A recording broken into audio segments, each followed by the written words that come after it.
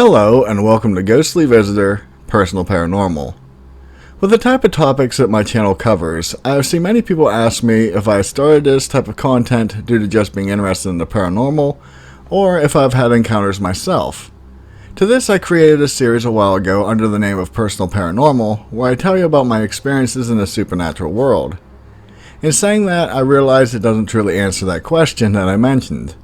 For me, cryptids and paranormal are both an avid interest in the topic, as well as the fact that I've come across many strange things in my life also. In this, I have talked about my very first paranormal encounter around the age of 8, when the ghost of my long-dead grandfather started talking to me, all the ghosts that resided in our previous 2 houses, the night my grandmother said goodbye when she passed away, and a couple recent encounters in our new home. Not to mention the various UFO and cryptid sightings I've had. I state all of this knowing that many of my longtime fans are aware of these things, but also I know there are quite a few new viewers of my channel that may be unfamiliar with my encounters. I completely understand new viewers not going back and watching all my older uploads. From what I can tell, I've made over 280 videos so far. That is quite a bit of material to go through.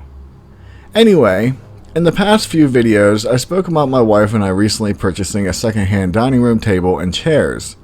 Not long after this, I noticed some strange things going on, and I was fairly certain it actually came with the bonus of a spirit being attached to it. Now, as I have stated in the past, both of us consider ourselves sensitive to the spirit world, so we are the type of people who are used to having ghosts hang around. This factor may also explain why we have had so much contact from that world throughout our lives. Normally we feel as long as they aren't violent or cause us problems, we have no issues with them staying here. So, after much build-up, I'll tell you about what has been going on. As stated, we recently bought a second-hand dining room table and chairs from an ad online. This table isn't an antique or anything like that. It is simply a normal one that you can buy from a furniture store. We had it delivered to our house and I put it all together the same day, which, not that it should matter, was around 8 o'clock at night. Well, not long after that, my wife went to bed, and as usual, I stayed up quite a while downstairs. At 7 o'clock in the morning, I got up and saw our son off to the school bus.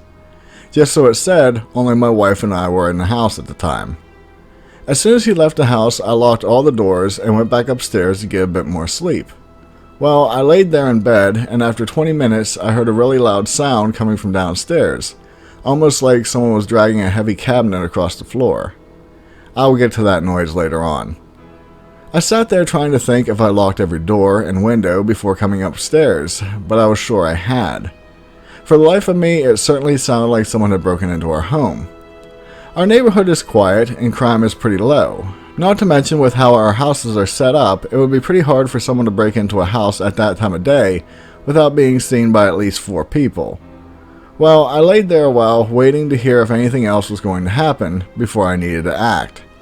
I then heard another bang and the low sound of someone talking. Before I could get up, I heard the floorboards creaking in our hallway just outside the bedroom door. I got up, grabbed a knife, made sure our dogs didn't try to follow me, and I left the bedroom. But there wasn't anyone there. At this moment, I was still convinced that someone was in our house, but was confused as to how they managed to get upstairs so quickly, especially since our steps are very squeaky, even if you try to be quiet. So once I was out of the bedroom and realized no one was in the hallway, I carefully started checking the other rooms, including bathroom and even behind the shower curtain, trying to see if anyone was hiding there. Once satisfied the upstairs was clear, I went to the top of the stairs and sat there quietly listening. Again, the floorboards are creaky, so I knew whoever was downstairs knew I was at the top of the steps. As I waited, I could hear the slight sound of someone rocking back and forth on their feet, which made a small groaning sound in the downstairs floorboards. The longer I sat there, I started to hear a very low, barely audible whispering sound that appeared to be a male voice. To be honest with you, I was extremely nervous to go downstairs. Not because I was scared of encountering an intruder, but I kept thinking this unknown person could be waiting by the stairs with some sort of firearm pointed at where I would come into view.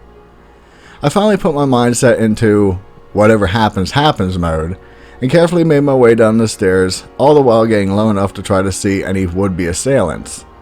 I made it to the landing, and there wasn't anyone in sight.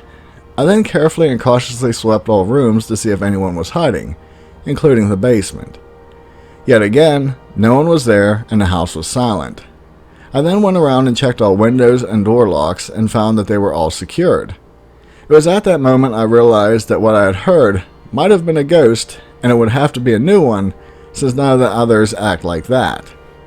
I went back upstairs, put away the knife, and laid back in bed. Obviously, I was still on edge, so it was really hard to fall asleep. About 30 minutes later, my wife got up, not knowing anything that had just happened, and was heading to the upstairs bathroom, which is located directly in front of the opening to the stairs leading down. All of a sudden, I heard her say loudly, "What was that?" I jumped up, rushed out to the hallway, and asked her what was happening. She said she just got to the bathroom when she heard this loud bang coming from downstairs.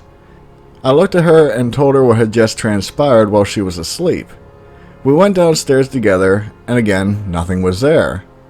I walked into the dining room and said I was beginning to think that our new table had a spirit attached to it, since activity had picked up after we brought it into the house. She told me she wasn't getting rid of her new table. While standing by it, at that moment, I could feel what I can only describe as a strange vibrating feeling emanating around it, and as crazy as it is to say, the energy felt warm. I of course didn't mention this part to her since she was at the same time making her statement of not getting rid of it. The next day our daughters were planning on spending the night at our house, and since they moved out a while ago, the only place for them to sleep is on the couch downstairs. Everything was going as planned, and at one point of the night we all were hanging out in our office upstairs. Later, our one daughter needed to go downstairs to get something, and the moment she did, we heard her let out a scream and come running upstairs. When we asked her what happened, she said that when she went in the living room, the TV was changing channels on its own, and very quickly, as if someone was channel surfing. We asked if the remote control had been wedged into a couch, causing this to happen, and she told us it was sitting on the coffee table. I went down to check it out, and everything seemed fine. Now, I know people can have interference from neighbors' remotes sometimes, but we have never had that problem before or even as I write this. If it matters, I know for a fact that our neighbor to the right of our house has Dish Network. The one to the left has Sling TV, and most others have some sort of satellite or Verizon, whereas we always have Xfinity, also known as Comcast. Being the type of family we are, I told the girls about what had been going on, and that I thought it was a spirit attached to the table. At first, they obviously were scared, since they would be sleeping down there, but I reminded them that during their time at the house, they had seen or experienced many ghosts, so this one shouldn't be different. Outside of that, it appeared to be either the spirit of a young child or a really shy person, since it only acted up when everyone was upstairs. Another interesting point, and one that I was reminded of by a subscriber named Fred Davis, was how strange our pets have been acting as of late. All three of our dogs have been recently staring at nothing or an empty wall, and nothing we can do will make them lose focus. Going a step farther, our new Westie puppy Bear has taken to stare into the dining room and start barking wildly. I've even seen him refuse to grab a toy we threw in there, and if he does grab it, he acts like he's being chased to the point he will drop his toy and start barking at nothing again. I nearly forgot about this until Fred Davis asked me about making a video on pets seeing spirits, and due to me almost forgetting it, made it more important for me to bring this video to you quickly. Okay, so we are caught up until last night. This whole time I spent many late night, early morning hours downstairs, and never had any issues outside of our normal shadow person in the kitchen or girl in white moving around. It sounds odd to say that as it's a normal thing, like no big deal, when I know just saying that most people would probably be terrified. The thing is, like anything else, the more you encounter the same thing, the more you sort of grow numb to it. That is how this is, and I'm sure anyone who has regular encounters or even hunts them knows what I'm talking about. Last night I was taking the dogs down to the basement so they could go outside to go to the bathroom. How our house is set up is there is a door in the basement that leads to the backyard, where we have it fenced in for our dogs. So when they need to go potty, we open the basement door in the kitchen and walk them through the basement to the door to the fenced in area. It is just how we do things here. Just before you get to the back door, there is a partition wall that separates the rest of the basement from the back door. I put up a curtain in the empty partition wall doorway to block any air during the wintertime, since with the back door open, the cold air quickly finds its way upstairs into the kitchen. I know this is a lot of detail, but I'm trying to paint you a picture of how our basement is set up. We got to the curtain, and when I pulled it back, I saw the silhouette of a person about my height standing against the wall to the right of me, which is only a space of 2 to 3 feet from the door frame with the curtain. The thing is, the silhouette wasn't a shadow, but almost had a white shimmering effect to it, kind of like how Predator's cloaking device looked when it was malfunctioning. Trying not to react, I opened the back door and let the dogs outside. Meanwhile, I sort of moved into the space beside this thing, and I swear, it moved closer to the wall. I stood there watching it from the corner of my eye for a good minute before it just faded away. I realized that I now know, due to the size of the being, that it isn't a child, but appears to be a shy adult spirit. It was at that moment I realized I needed to make this video before I forgot all the details. I wasn't sure how long this would be, but frankly, I didn't care. I just wanted to share with you one of the most recent experiences we have been having. I know this whole story sounds crazy, but as many of you know, I am a truthful person. At the same time, I understand things like this being hard to wrap your head around. I can only hope that my reputation may prove that I am not known to make things up. In saying that, I had a bit of a dilemma when it came to posting this video, and that is due to me figuring out what made the initial noise, literally last night. As far as the banging noises go, we found out the cause, and that was our 2 turtles we have in the tank in the dining room. Our female, named Thor, has never caused problems, but we recently found out she has taken it upon herself to try to escape the tank by moving the lid. As stated, she never did this before, so hearing those noises were new to us. Once I realized this, I was fraught with a dilemma, since I know many of you have been waiting to hear about this encounter.